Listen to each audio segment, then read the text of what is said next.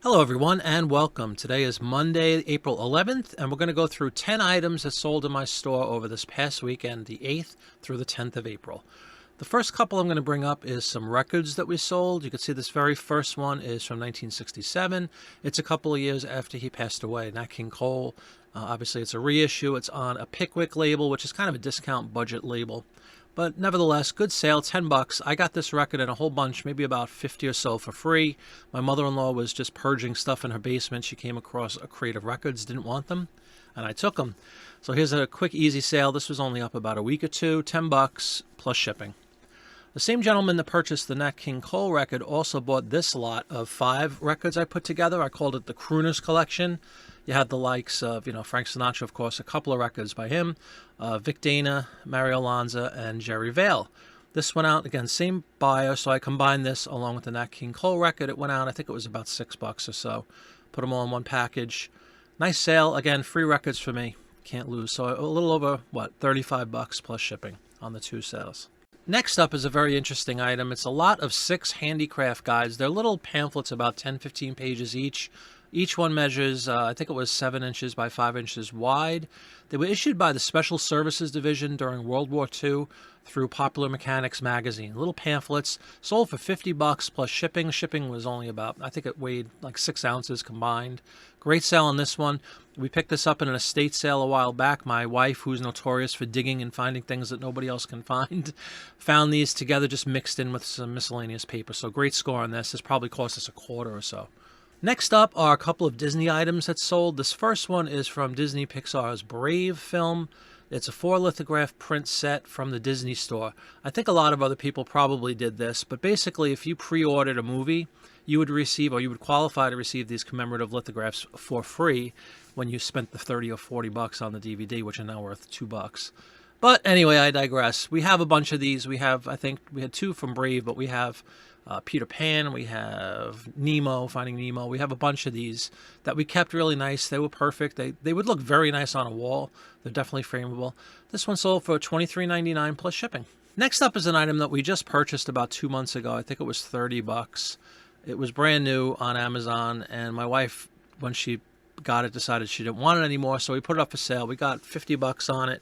Nice item, literally brand new. It's just a little fanny pack, black and white sort of theme with Winnie the Pooh. So great item. We made, I don't know, 15, 20 bucks on it, but it's better than just sitting around, and I'm glad it sold.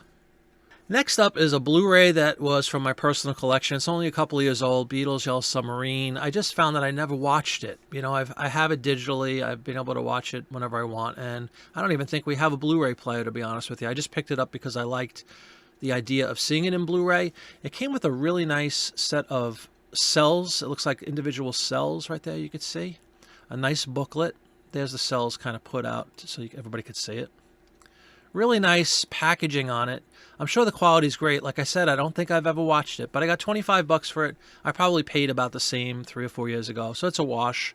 But since it was just sitting there gathering dust, I figured I'd put it up for sale. And it sold really quickly. This sold, I think, in 2 or 3 days. I know I figured we'd finish with a couple of print ads that sold over the weekend. This first one is one that I talk about a lot. It's World War II era ads. They sell very, very well. This is for, let's see, RCA Radio.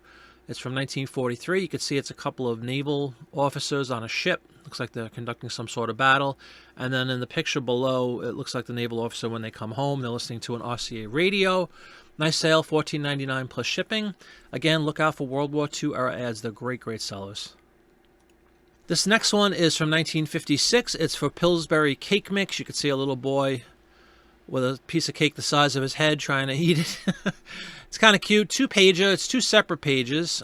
They were in the magazine originally on 2 different sides. I talk about this often, but some of the 2-page ads are actually centerfolds where they're attached, but the majority are like this where they're 2 separate pages. And I just combine them, with my photo editor, and I let everybody know it's 2 separate pages. Picked it up for $18.99 plus shipping, so great sale on that one. And then the final item for today is from 1926, an issue of Good Housekeeping magazine, and this is just an ad for Scott Tissue toilet paper. You could see that it has a couple of women chewing the fat. I'm not sure if they're in a bathroom right there, but it's kind of a cool drawing, very interesting, very 20s looking gals there. $14.99 plus shipping. and that was a really quick, easy sell too. I think this might have been one that we listed together on one of my live listing shows. If you haven't seen those, check them out. They're a lot of fun, and I appreciate everybody's input very much. And that'll do it for this week's What's Sold. I picked 10 items from the previous weekend. I hope you guys enjoyed it. If you did, please give it a big thumbs up. I really appreciate everybody taking the time to watch, and we will see you on the next one. Take care. Bye-bye.